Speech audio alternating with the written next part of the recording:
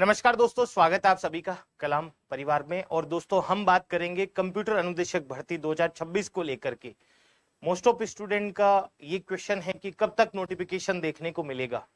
तो नोटिफिकेशन आपके मई के 3rd या 4th जो वीक है उसके अंतर्गत आपको नोटिफिकेशन देखने को मिल जाएगा।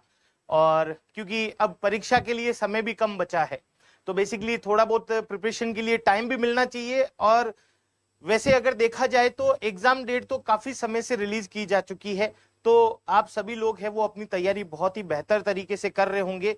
ये सेशन बेसिकली उन स्टूडेंट्स के लिए है जो इस बार नए रूप से इस वैकेंसी के अंतर्गत जुड़ना चाहते हैं। तो चलिए शुरू करते हैं। एक कंप्लीट पूरी की पूरी जानकारी हम लेंगे इस सेशन के माध्यम से। जो साथी नए हैं, पहली बार एग्जाम देंगे या पहली बार इस वैकेंसी में सम्मिलित होंगे या अभी लास्ट ईयर चल रहा है आपकी ग्रेजुएशन का, तो वो साथी भी इस सेशन को जरूर देखें।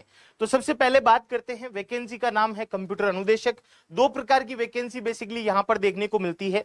एक तो बेसिक कंप्यूटर अनुदेशक जो कि ग्रेजुएशन बेस्ड है, और एक है वरिष्ठ कंप्यूटर अनुदेशक जो कि मतलब मास्टर डिग्री जिन्होंने कर रखी है कंप्यूटर फील्ड से, वो इस वैकेंसी के लिए एलिजिबिलिटी रखते हैं। अगर हम पदों की संख्या के बारे में बात करें तो लगभग 3415 पद है जो इस वैकेंसी के अंतर्गत, जिसमें बेसिक कंप्यूटर अनुदेशक में आपको देखने को मिलेंगे। और उसके अलावा 300 जो पद है वो वरिष्ठ कंप्यूटर अनुदेशक में। हालांकि पिछली बार कम थे, इस बार थोड़े से 2-3 पद ज्यादा है। कुल जो टोटल पद हो जाएंगे आपके 3715।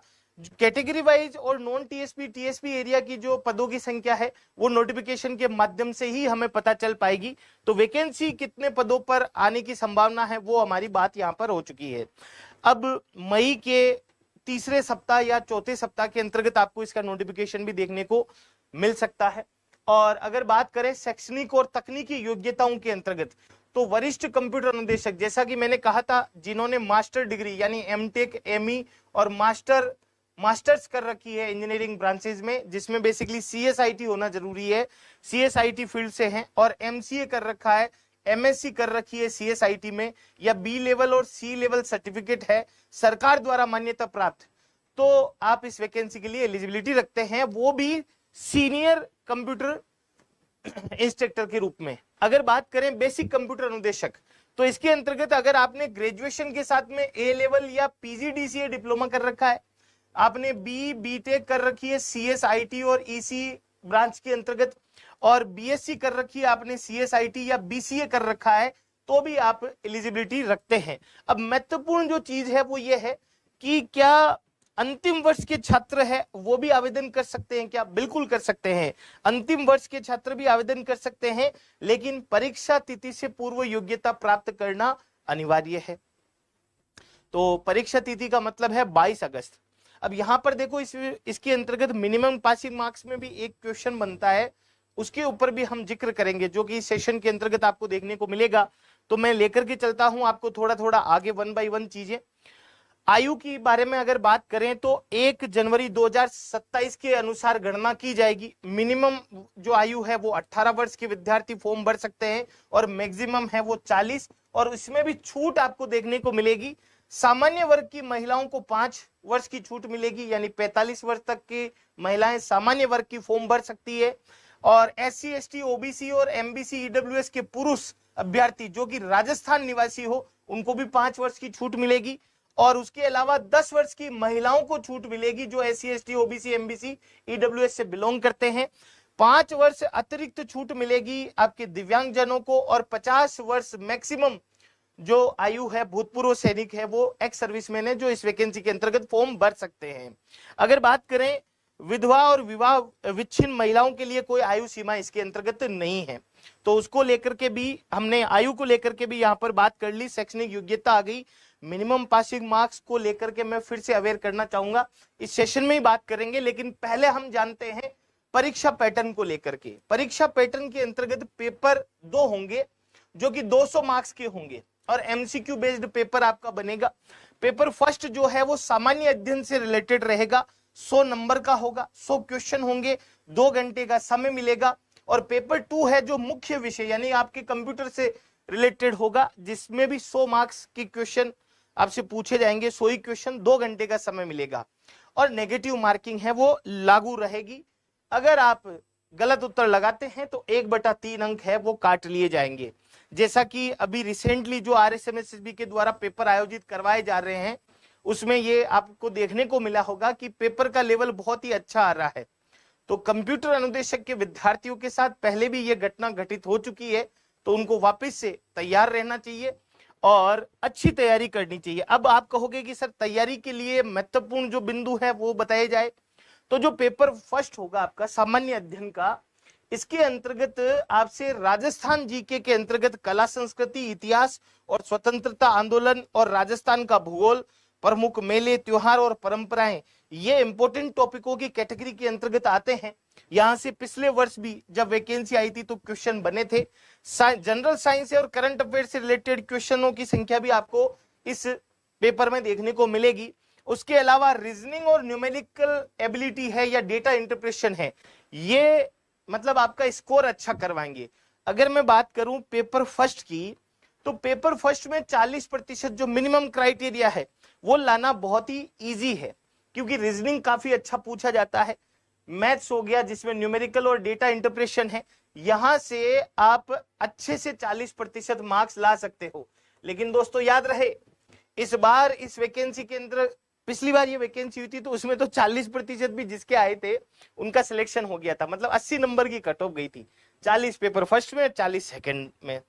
और वैसे कईयों के स्कोर 100 120 तक भी था दोनों पेपरों को मिला के, लेकिन दोस्तों सेकंड पेपर में नंबर नहीं आए थे कई सारे साथियों के। तो इसमें तो कोई समस्या नहीं है, ये तो आपको प्रैक्टिस करनी पड़ेगी, मैथ्स की, रीजनिंग की, जनरल साइंस भी पढ़नी पड़ेगी, करंट अफेयर आप पढ़ रहे हैं तो आपको डेफिनेटली फायदा होगा, राजस्थान जीके पढ़ रहे हैं तो फायदा होगा ही होगा। आपके जितने भी क्वेश्चन हैं साथियों के, मैं लास्ट में जरूर उनका उत्तर दूंगा, पहले मेरी बात पूरी हो जाए। अब बात करते हैं पेपर सेकंड, जिसमें सीनियर कंप्यूटर इंस्ट्रक्टर का जो सिलेबस है वो क्या रहेगा। सीनियर का अब आपके मास्टर डिग्री एलिजिबिलिटी रखी है तो पेपर का लेवल अच्छा आएगा, जिसमें प्रोग्रामिंग और एडवांस टेक्नोलॉजी से रिलेटेड आपसे C++, Java, Python, .NET, artificial intelligence, machine learning और ब्लॉकचेन से रिलेटेड क्वेश्चन अच्छे खासे बनेंगे।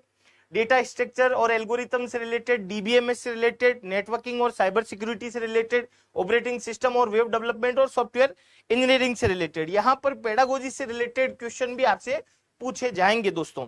ये तो सीनियर कंप्यूटर इंस्ट्रक्टर का है। अब बेसिक कंप्यूटर इंस्ट्रक्टर में आपके बेसिक लेवल के क्वेश्चन बनेंगे, लेकिन ये नहीं है कि इजी बनेंगे, यहाँ पर भी पिछली बार 40 नंबर लाने में प्रॉब्लम हो गई थी। अब देखो फंडामेंटल और आपके फंडामेंटल्स और MS ऑफिस से रिलेटेड क्वेश्चन बनेंगे।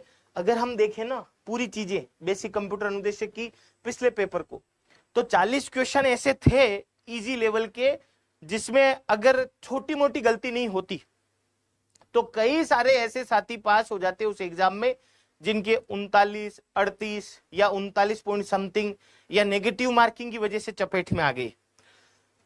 उसके अलावा अगर हम बात करें प्रोग्रामिंग का बेसिक आएगा यहाँ पर, C++, जावा, उप्स के कॉन्सेप्ट जो है, आपके क्लासेस वगैरह बहुत अच्छे क्वेश्चन बनते हैं यहाँ से। पाइथन और AI का बेसिक ज्ञान है वो भी पूछा जाएगा। डेटा स्ट्रक्चर में आपके ट्री, सर्चिंग, सॉर्टिंग, ये सारी चीजें, लिंक लिस्ट, स्टैक, ये सब चीजें पूछी जाएगी। ऑपरेटिंग सिस्टम और नेटवर्किंग से भी काफी अच्छे क्वेश्चन, DBMS से भी, और इंटरनेट और वेब टेक्नोलॉजी। अगर मैं बात करूं ये जो 6 सेक्शन है, ये अगर आपके अच्छे हो जाए तो डेफिनेटली आप इसमें 40% वाला जो सपना है वो तो पूरा कर सकते हो। लेकिन हमें यहाँ पर पहले टारगेट लेकर के चलना, अच्छे खासे नंबर आए। पेडागोजी से रिलेटेड भी क्वेश्चन यहाँ पर आपको देखने को मिलेंगे दोस्तों। अब देखो, अब है मुद्दे की बात, वो करते हैं। यहाँ पर जब ये पिछली बार वैकेंसी हुई थी तो उस टाइम नोटिफिकेशन के अंतर्गत ऐसा कहीं पर भी नहीं लिखा हुआ था कि आपको पेपर फर्स्ट और पेपर सेकंड में 40% मार्क्स लाना जरूरी होगा।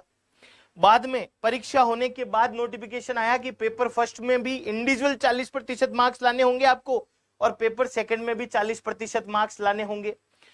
अब यहाँ पर एक सोचने वाला बिंदु और है कि थोड़े दिनों बाद ही RSMSSB के द्वारा ही एग्जाम लिया गया था, उसमें नोटिफिकेशन में ऐसा लिखा हुआ था कि आपको अलग अलग पेपर में 36% अंक लाने जरूरी है और कुल मिला के दोनों में 40% अंक लाने जरूरी है। अभी LDC में भी यही है कि अलग अलग पेपर में 36% अंक लाने हैं आपको, दोनों को मिला करके 40 लाने हैं। तो अगर ये चीज पिछली वैकेंसी कंप्यूटर अनुदेशक में होता कि दोनों पेपर में अलग अलग 36% अंक लाने जरूरी है, लेकिन दोनों को मिला के 40% अंक आने जरूरी है। तो अगर ये 36 वाला होता ना, तो जो 36 नंबर वाला, 37 नंबर वाला, 38 वाला, 39 वाला आज कंप्यूटर अनुदेशक की नौकरी कर रहे होते। लेकिन मैं आपको यही कहना चाहूंगा कि इस जो चीज को लेकर के हमें नोटिफिकेशन का इंतजार करना चाहिए। या तो ऐसा हो सकता है कि दोनों में ही अलग अलग 40% अंक लाने जरूरी हो, और या ऐसा हो सकता है कि दोनों में अलग अलग 36% अंक लाने जरूरी हो और दोनों को मिलाकर के 40% अंक लाने जरूरी हो। अगर ये 40% अंक नहीं आते हैं तो आप डिस्क्वालीफाई माने जाएंगे, और SC/ST वर्ग को यहाँ पर 5% की छूट है, यानी उनके लिए ये पैमाना 35% का है। अब यहाँ पर कई सारे साथी कहेंगे कि सर तैयारी के लिए हमें क्या करना चाहिए। देखो, पहले जो कोर्स सिलेबस है, कोर्स सिलेबस के लिए मैं इसलिए बोल रहा हूं कि पिछले पेपर में 40 ऐसे इजी क्वेश्चन थे, अगर बेसिक सिलेबस भी पूरा करते तो 40% अंक आ जाता। तो यहाँ पर जो सिलेबस और सब्जेक्ट को लेकर के फाउंडेशन के ऊपर हमें काम करना चाहिए। पेपर फर्स्ट है, वो तो जीके का पोर्शन है, वो अच्छा करना चाहिए, मैथ रीजनिंग की प्रैक्टिस करनी चाहिए, बेसिक फंडामेंटल और प्रोग्रामिंग कॉन्सेप्ट को मजबूत आपको करना चाहिए। बेसिक फंडामेंटल पर जोर देने की आवश्यकता है, और उसके अलावा टाइम और टॉपिक मैनेजमेंट भी आपको लेकर के चलना पड़ेगा, क्योंकि 100 क्वेश्चन आएंगे, 2 घंटे का समय मिलेगा। पहले पेपर के अंदर कैलकुलेशन ज्यादा रहेगी, दूसरे पेपर में भी रीजनिंग का मतलब 3-4 क्वेश्चन भी थे पिछली बार। अब इस बार क्या होता है देखते हैं। और साथ ही आप अगर मॉक टेस्ट की प्रैक्टिस करें तो 1/3 नेगेटिव मार्किंग अपने दिमाग में लेकर के चलें, क्योंकि पिछली बार कई सारे साथियों के नेगेटिव मार्किंग की वजह से 40% अंक नहीं बन पाए थे। तो इसके लिए हमें रेगुलर रिवीजन की आदत डालनी चाहिए और 1/3 नेगेटिव मार्किंग को लेकर के भी सोचना चाहिए। तो एक आपके पास में सुनहरा मौका है, राजस्थान के अंदर डिजिटल एजुकेशन को बढ़ावा देने का आपके पास में सुनहरा मौका है। तो इस मौके को भुनाइए, सीखते जाइए और बढ़ते जाइए आगे। और ये पूरी की पूरी जानकारी है वो आपको अच्छी लगी हो तो हमारे इस YouTube चैनल को सब्सक्राइब भी कीजिएगा, और किसी प्रकार का आपका प्रश्न है तो वो भी जरूर लिखिएगा।